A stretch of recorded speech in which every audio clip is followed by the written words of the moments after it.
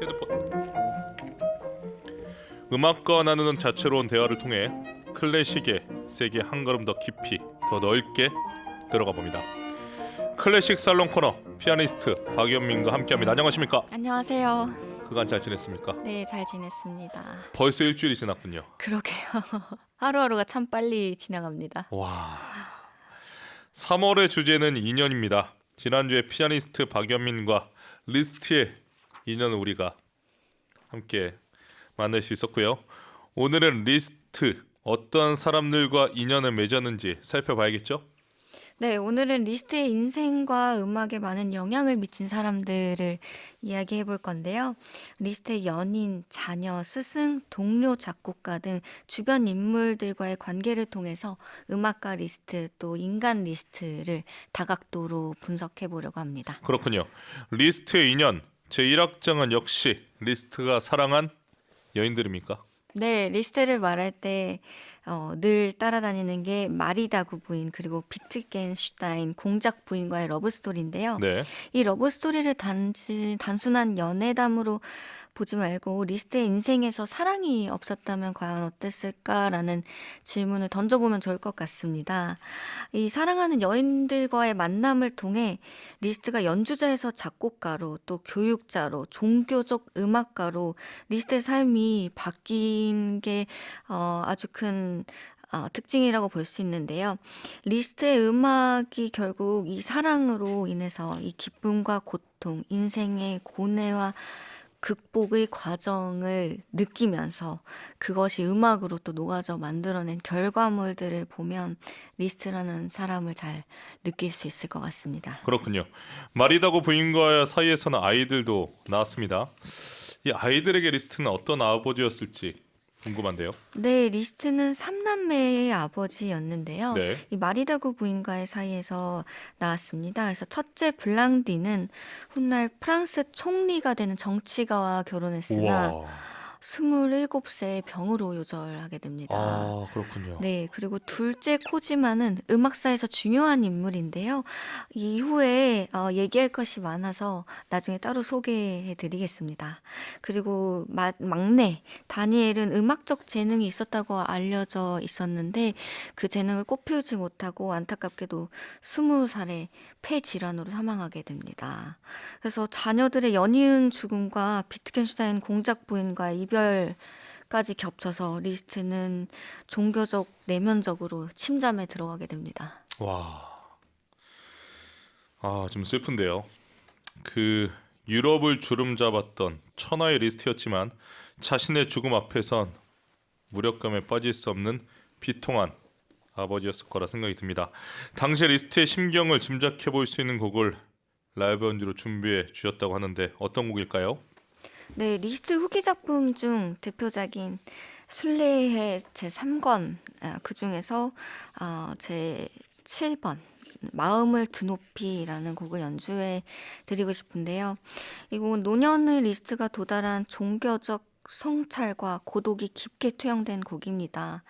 그래서 이 곡을 오늘은 이 7번 곡만 연주를 하지만 앞에 1번부터 6번까지 차례대로 연주한 다음에 그리고 이 7번을 연주했을 때 특히 더 와닿을 수 있는 작품인데요. 그래서 이 수르숨 코르다, 이 마음을 드높이라는 라틴어의 용어인데 마음을 높이 들어 올리라는 뜻이에요. 그래서 곡의 도입부는 무겁고 어둡게 시작하지만 곡이 진행될수록 높은 음역대로 에너지가 이동하면서 마치 지상에서 천상으로 영혼이 고양되는 듯한 극적인 상승을 보여주는 곡입니다. 아, 그렇군요. 자, 이제 선생님 피아노로 이동하셔서 곡을 준비해 주시고 저는 그 사이에 곡 소개를 좀 더 해드리도록 하겠습니다. 이 부모에게 자녀를 잃는 것만큼 비통한 일이 있을까요? 심장이 찢기는 고통으로 얼마나 신은 원망했을까 생각해 봅니다. 하지만 그 절망 한가운데서 결국 다시 신을 부를 수밖에 없다는 것을 리스트도 깨닫지 않았을까 생각해 봅니다. 고통스러운 삶의 순례를 마친 리스트가 신 앞에 드리는 마지막 고백과도 같은 곡 준비되었습니까? 네, 리스트의 순례해 제3권 서이버런 163 중 제7곡 스루숨 꼬르다 마음을 드높이. 순례해 전곡을 완주한 피아니스트 박연민의 라이브 연주로 보내드립니다.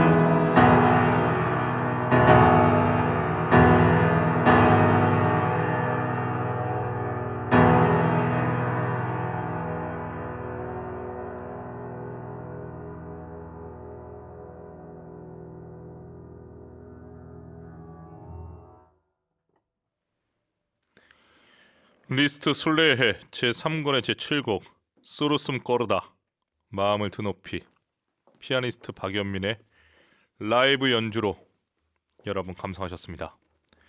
김윤서님, 피아니스트 박연민님 오늘도 라이브 연주 감동입니다. 오은성님, 해설을 듣고 들으니 마음이 아프네요. 박주영님, 리스트처럼 자유로운 삶이 부럽다고 생각했는데 자식을 잃고 종교로 귀의했군요. 보내주셨습니다. 오늘도 연주 감동적이었습니다. 이제 아침에 연주가 익숙해지신 것 같은데요? 조금씩 익숙해져야겠죠, 그래도. 네. 제가 오늘 곡을 보고서 네. 일부러 이 아침에 우리가 만나서 말을 안 걸었습니다. 집중하시라고. 오늘 또 라이브 연주가 세 곡이나 있기 때문에 네. 네, 배려 감사합니다. 예, 집중하셔야 될 것 같아서 제가 인사는 1분 1초도 아끼려고 그냥 안녕만 하고 바로 피아노를 안내했습니다. 자, 개인적으로 궁금한 게 있는데요. 뭐 정말 훌륭한 피아니스트가 우리에게 많이 있지만 리스트는 그 중에서도 피아니스트 중에 피아니스트잖아요. 이런 위대한 피아니스트 리스트의 스승은 누구였습니까? 네, 리스트의 스승은 우리가 너무나 잘 알고 있는 바로 그 체르니입니다. 아우. 네, 그래서 리스트의 아버지는 당시 빈에서 가장 유명한 피아니스트이자 스승이었던 체르니를 찾아갔는데요. 네. 그게 기록으로 남아 있습니다. 1819년 어느 날 한 아버지가 8살 아들을 데려와 연주를 들어달라고 청했다. 아이는 얼굴이 창백하고 건강도 좋지 않아 보였다. 하지만 피아노로 쏜살같이 달려간 뒤 술에 취한 사람처럼 움직였고 저러다가 피아노에서 떨어져 바닥을 구르는 게 아닌가 걱정도 됐다. 아이의 연주는 체계가 없었고 손가락을 건반 위에서 되는 대로 움직였다. 그럼에도 재능은 놀라웠으며 자연스러움이 있었다. 아이에게 초견 연주를 시키고 보니 하늘이 내린 피아니스트라는 사실이 명백해졌다. 라고 기록으로 남아 있습니다. 와. 네, 그래서 이 피아노 실기는 체르니 그리고 화성대위 등 이론은 저희가 모차르트를 얘기할 때 항상 빼놓을 수 없는 인물이죠. 살리에리가 맡았습니다. 자, 그러면 모차르트가 오래 살았다면 이 두 천재의 만남이 성사됐을 수도 있었겠네요. 그렇겠죠. 빈에서 음악을 공부하던 그때 베토벤이나 슈베르트의 영향도 분명히 받았을 것 같습니다. 네, 그래서 리스트가 특히 존경했던 작곡가는 바흐, 베토벤, 슈베르트가 있는데요. 네. 특히 대위법, 종교음악, 후기 작품에서 바흐의 영향을 많이 받았습니다. 그래서 이 영향을 받은 작품으로 바흐의 오르간 작품 편곡들과 바흐 이름을 딴 BACH 전주곡과 후가를 통해 바흐를 기렸습니다. 리스트가 베토벤 앞에서 바흐를 연주하고 칭찬받았다는 일화도 있습니다. 리스트의 연주에 감동한 베토벤이 어린 리스트의 이마에 입을 맞추었다고 하는데 사실입니까? 아니면 각색입니까? 이게 1823년 12살 리스트의 연주회에서 체르니가 초대를 해서 베토벤이 연주에 이제 참석을 합니다. 그래서 베토벤이 리스트에게 입맞춤을 하며 축복했다는 음악사에서 아마도 가장 전설적인 에피소드로 알려져 있는데요. 네.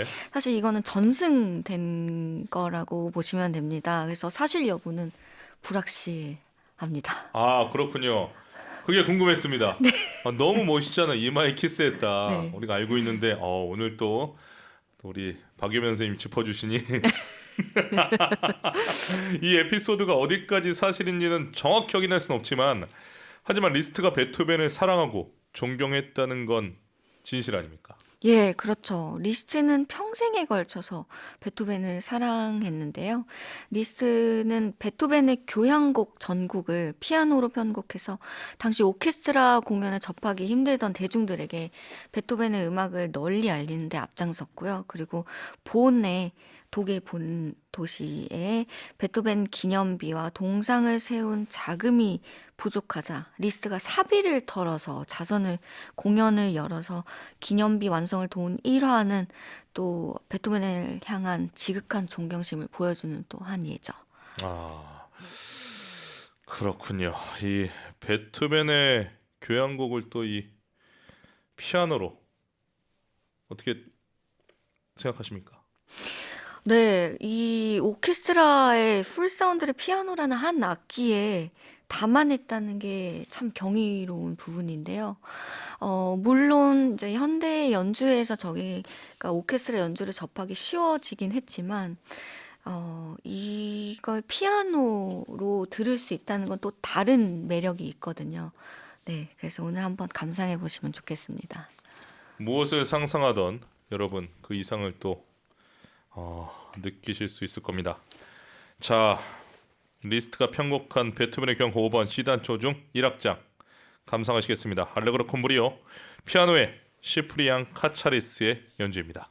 리스트가 편곡한 베토벤의 경호 5번 운명의 1악장 시프리안 카차리스의 피아노 연주로 감상하셨습니다. 와, 참 신기하네요. 유영조님, 리스트의 베토벤을 향한 존경과 사랑의 마음이 이렇게 진할 수가. 리스트의 미담에 감동받아요 보내주셨고요. 박주영님, 교향곡을 피아노로 편곡하다니 리스트는 천재인 듯요 보내주셨습니다. 피아노도 잘 치고 작곡도 잘하고 거기에 편곡까지 정말 대단합니다. 저도 우리 방송에 리스트 편곡 작품 많이 들려드리는데 선생님, 리스트는 왜 이렇게 편곡을 많이 했을까요? 네, 우선 19세기에는 녹음이라는 게 없었는데요.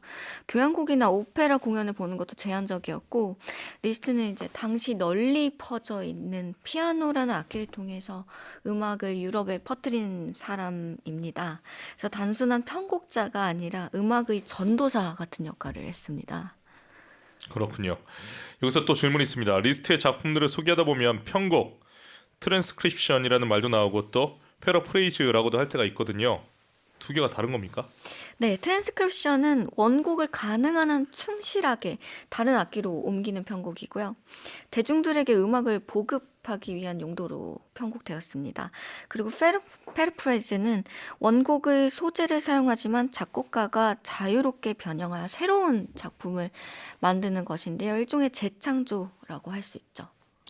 그렇군요. 그러면은 대표적인 게 오페라 패러프레이즈는 어 많이 이루어지고 있는데 리스트는 모차르트, 베르디, 바그너, 벨리니 등 대중에게 좀 인기 있는 오페라를 피아노로 재구성하는 걸 좋아한 겁니까?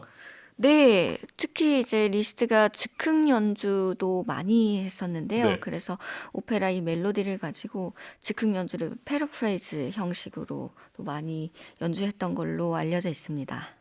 오늘 또 피아니스트 박연민이 오페라 패러프레이즈를 준비하지 않았습니까? 네, 어떤 곡입니까?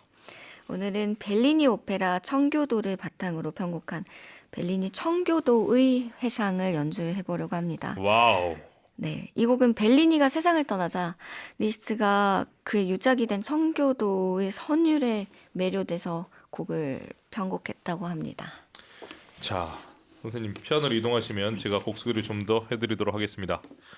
리스트가 편곡한 베토벤의 교향곡 5번에서도 오케스트라를 압도하는 이 피아노를 확인할 수 있었는데요. 이번에는 오페라입니다. 서곡부터 시작해 벨리니가 자랑하는 아름답고 애절한 아리아, 그리고 비장한 합창과 웅장한 피날레까지 오페라의 한 편이 피아노 한 대에 어떻게 녹아서 연주되는지 벌써 궁금한데요.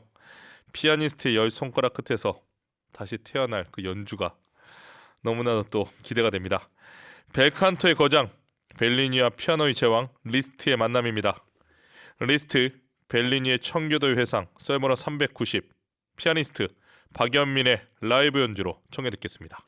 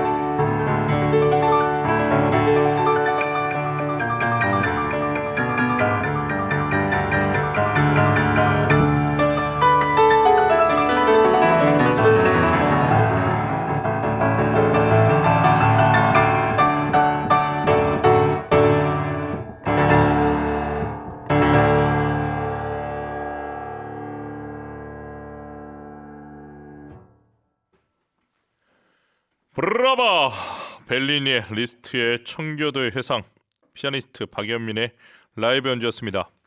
유영주님, 연민님의 포인트 설명을 들은 후 라이브 연주를 감상하니 리스트가 작곡하는 모습이 그려집니다. 보내주셨고요. 오수미님, 정태양님 방송 때 리스트는 시쳇말로 한량이었는데 아, 오수미님 기억하시는군요.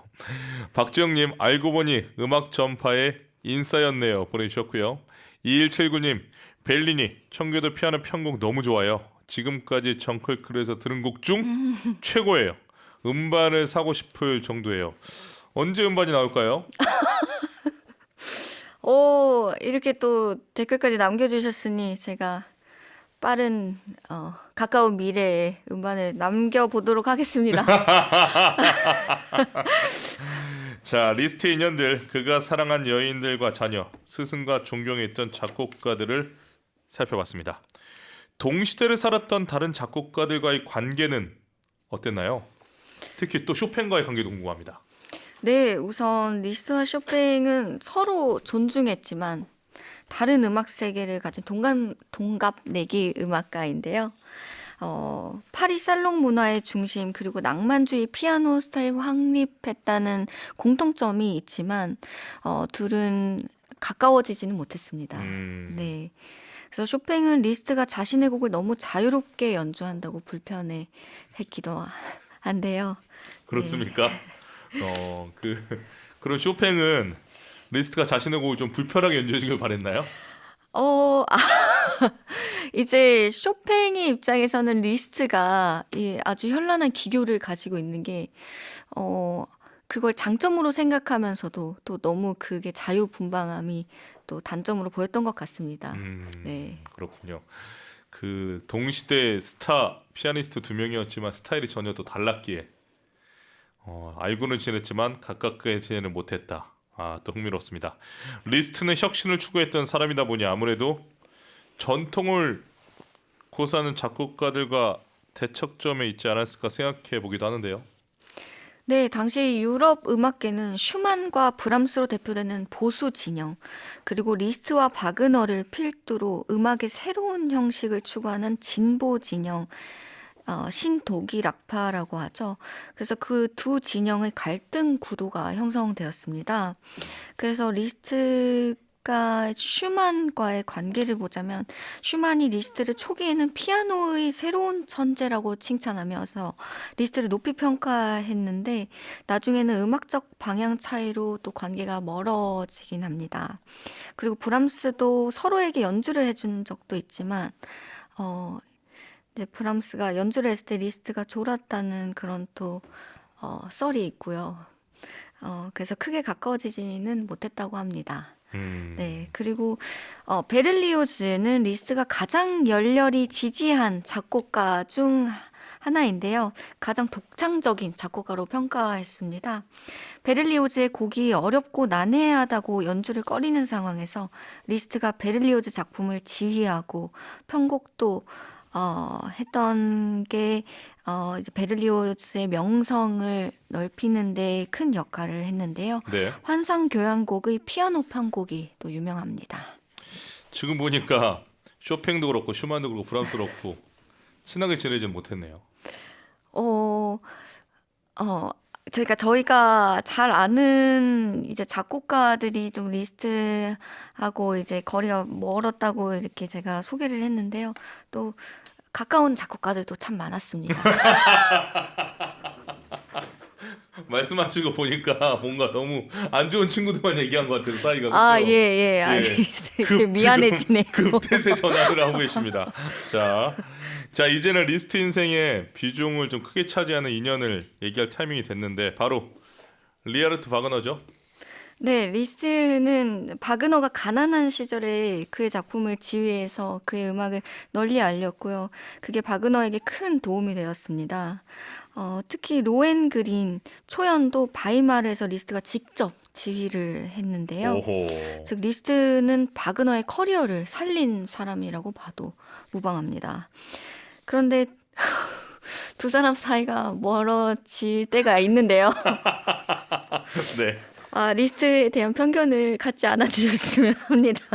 예, 그 이유는 사생활 문제가 많았던 바그너가 리스트의 딸 코지마와 사랑에 빠졌기 때문입니다. 이건 당연히 사이가 안 좋을 수밖에 없겠는데요. 그렇죠. 네네. 그래서 당시 코지마는 리스의 제자였던 지휘자 한스 폰 빌로와 결혼한 상태였지만 바그너의 아이를 낳아 결국 빌로와 이혼하고 바그너와 결혼합니다. 이는 당시 엄청난 스캔들이었는데요. 그러나 시간이 지나면서 리스는 결국 두 사람을 받아들입니다. 이후 코지마가 운영하는 바이오리트 페스티벌에 참여하며 딸을 자주 방문했고 또 그 바이오리트에서 1886년 생을 마감했습니다. 낭만주의 음악사에서 가장 드라마틱한 가족사이죠. 리스트가 대단한데 결국 받아들였네요. 네, 아주 넓은 아량으로 받아들인 것 같습니다. 알겠습니다. 자, 리스트의 드라마틱한 인생 이야기를 우리가 듣고 있는데요. 자, 들어볼 마지막 라이브 연주 어떤 곡입니까? 네, 마지막 라이브 연주는 리스트가 가장 사랑했던 작곡가 중 한 명이죠. 슈베르트의 곡입니다. 와우. 그래서 슈베르트의 이 백조의 노래 중에 세레나데 여러분들이 잘 알고 계시는 유명한 작품인데요. 이게 피아노 편곡으로 또 명작으로 재탄생된 대표적인 사례의 작품입니다. 알겠습니다. 피아노로 이동하시면 제가 곡 소개를 좀 더 해드리도록 하겠습니다. 이 곡은 슈베르트의 유작 가곡집입니다. 슈베르트가 살아 생전에 가곡집을 묶은 건 두 작품입니다. 아름다운 물레방앗간의 아가씨 그리고 핀터라이제 겨울나그네 이 두 작품인데요. 슈베르트가 죽고 난 다음에 백조가 딱 한 번 운다라는 그런 부분을 붙여서 백조의 노래라고 아름다운 가곡들을 붙인 유작 가곡집입니다. 그 중에서 네 번째 곡인데요. 첫 멜로디만 들으면 이 곡이었어? 하실 겁니다. 누구나 다 알고 있는 그 유명한 슈베르트의 세레나데입니다. 리스트 편곡은 원곡에 피아노의 화려한 울림을 더해 노래하는 피아노의 정수를 보여주고 있는데요. 지금부터 피아니스트 박연민의 연주로 감상하시겠습니다.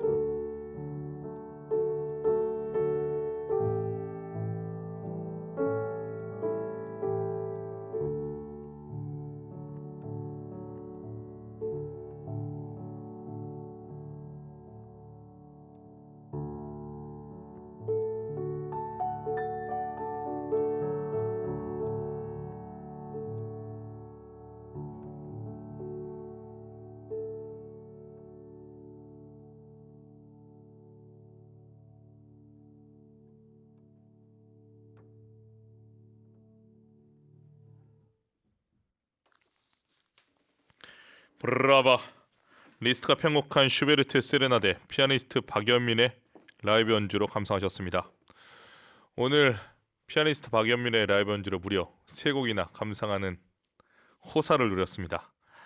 어떠셨습니까? 네, 오늘 리스트의 인연을 다루면서 제가 사랑하는 리스트를 마음껏 연주할 수 있어서 행복했습니다. 아, 고맙습니다. 이 리스트에 대한 인연들을 우리 알고 보니까 그동안 알았던 리스트는 또 일부였구나 하는 생각이 들었는데요.